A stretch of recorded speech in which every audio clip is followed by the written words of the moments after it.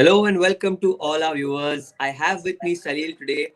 A change of personnel here, like always, and it's a brilliant game today on our hands. The Sunrisers Hyderabad versus the Rajasthan Royals. Salil, how would be the atmosphere on the ground? Dubai International Stadium. What a venue! What a game! Well, I think it looks like a fresh game with a lot of changes that we are seeing for today's match. And quite frankly, both these teams have to redeem themselves. SRH have they purely are playing for pride and would not mind to make all those changes that they're supposed to do. And while RR also still has a chance, if they go ahead and win this match, they could possibly be in the top four. Because there are four teams on 8 points with only four victories. So there's a very good scope for RR to get that confidence back, and should be an interesting contest.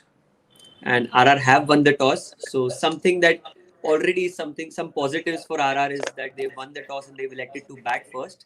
There are 7 changes in total among the two teams. Talking of RR for the first time, they've got 3 changes. This is something that is not like Rajasthan Royals getting a lot of changes. And do you think that these changes are good enough for them to go ahead in the tournament? Well, I think from Rajasthan Royals perspective, if we have the lineups, we can put that up right now.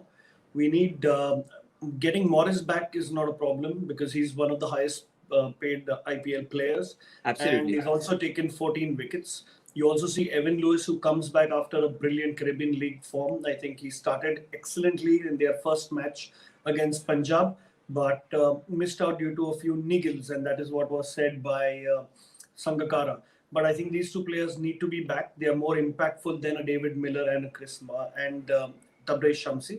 Apart from that, I think Jaydev Unadkat gets a look in purely because Karthik Tyagi went injured. So essentially, their squad remains the same. And I think getting Liam Livingstone on number 4 will be much, much better for Rajasthan than getting him to open the innings like the last match. Correct. I'm surprised Riyan Parag got a look in because although he might be young and promising, he scored only 84 runs in his 9 matches and got 1 wicket. Doesn't really bowl that much, but he's been a problem for them. Apart from another couple of good guys, apart from that, I think the team looks really good. Absolutely. Look at the Hyderabad squad here for once.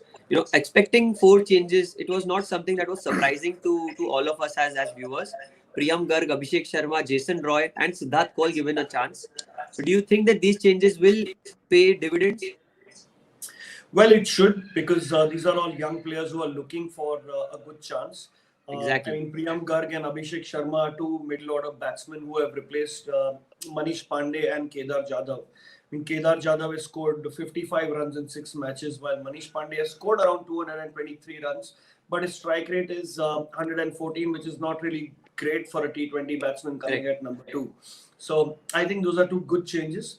And if their performance has remained the same over a period of 7 or 8 matches, then I think the youngsters need to be given a chance. You never know, it might work in one match or the other, but these combinations and these places are not cemented over over performances. I think T20 is a fast-moving game, and if there's somebody who's really having a lack of form, like we saw in the Mumbai middle order yesterday, you need to make those small changes to make sure you get your best combination in place. Maybe somebody's hitting the ball more prolifically in the net. Somebody is on a certain downer. Somebody is got a niggle or something. So I think change is inevitable, and I think change from for SRH is a great perspective.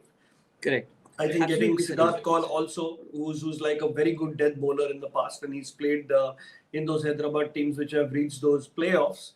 I think he gets a look in for Khalil, because Khalil has played 7 matches and taken only 5 wickets. So if you're the top 3 bowlers and you can't take if you've not taken more than 12 wickets put together, I think that's a big hole for Hyderabad, which they would want to change. And I think getting Siddharth Kaul is a small change in that and a positive step.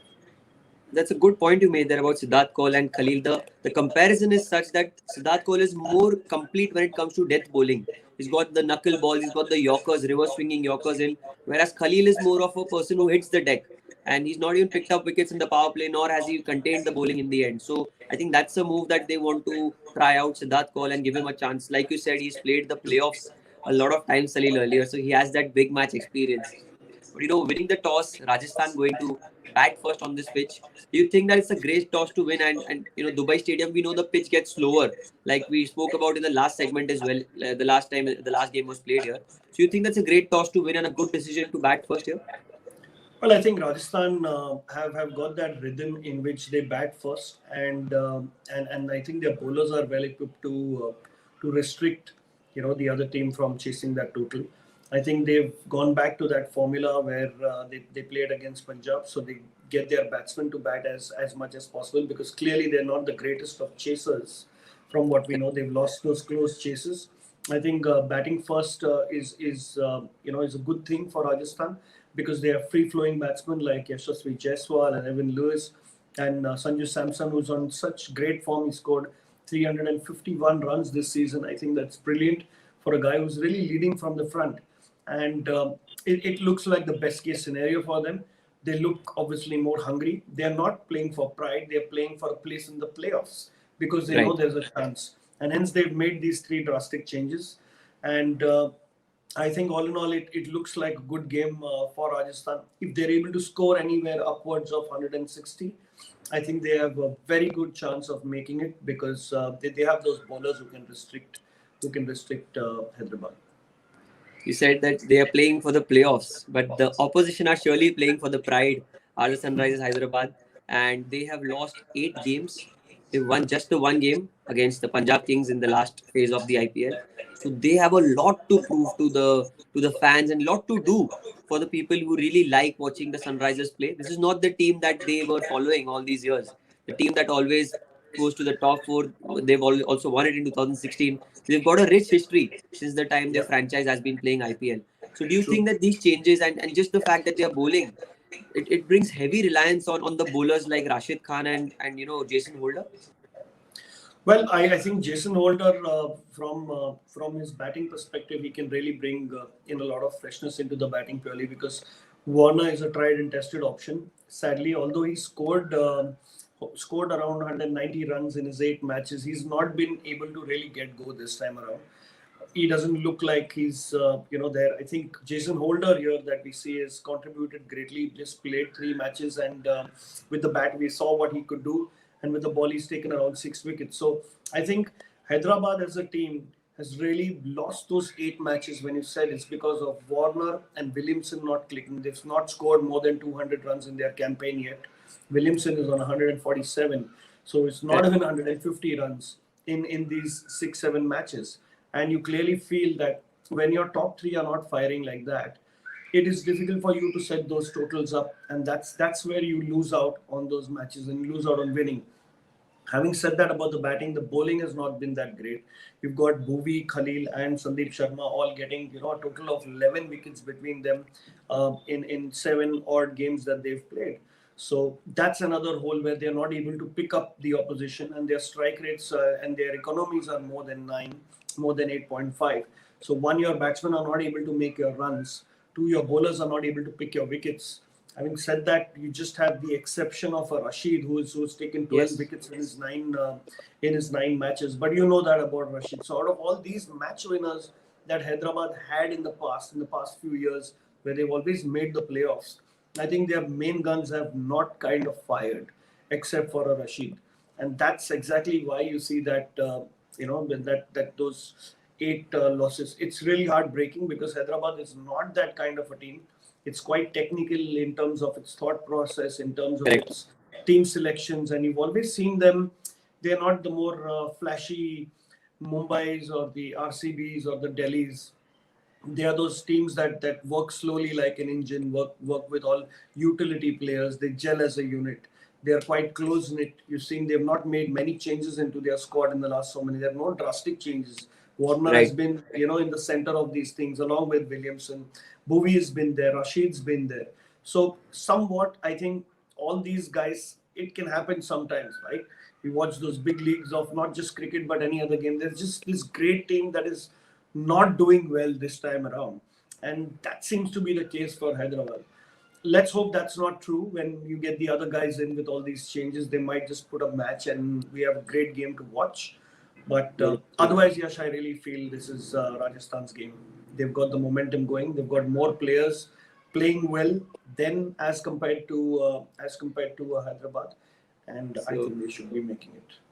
So you already mean that Rajasthan have the upper hand, winning the toss, being in a better momentum, and just the dressing room atmosphere, how it is that they are the more favorable side to win this game, is it? Yes, it looks like that, and because Hyderabad will be batting second, that batting lineup which is not really performed well is going to be tested again, and that too under pressure. So let's hope that Jason Roy comes good for them because he'll make life Yes. easier for Kane Williamson and the new middle order. Paras, Paras was a guy who used to come to our show. I just want to say that he used to be very bold with his predictions about the individual players. So I want to know from you that who is that individual player you would want to choose in these two teams? One player from each team, according to you, who is going to be the match winner for them, Salil? I think Chris Morris is definitely one player from Rajasthan that I would choose, and apart from that, I would choose Sanju Samson Sanju this time Samson. around. Sanju Samson from Rajasthan.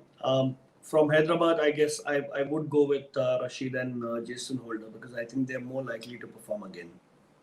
Absolutely. So, Jason Roy, Rashid, the big guns. Salil has just taken out his big guns and gone all guns blazing, Salil. So, a Rajasthan win for you. But what is the par score on this pitch? Just one last question here. The par score on this pitch, you feel, according to you, that will be enough for Rajasthan to defend, in front of this batting lineup of Hyderabad. Well, I think 160 to 170 is a good par score, considering the fact if this was another team, I would have said something else. But looking at Hyderabad and what they might be able to achieve with their current form and their new players in, I think 160 is not going to be very easy for them. Fantastic. Fantastic, Salil. Thank you so much for joining with me. Live action coming up. I'll see you in the mid-match show. Hopefully, 160. Hopefully, Chris Morris with big sixes and Sanju Samson with a big innings, which is long due. And thank you. This was Sports Adda Live. Thanks, Yash.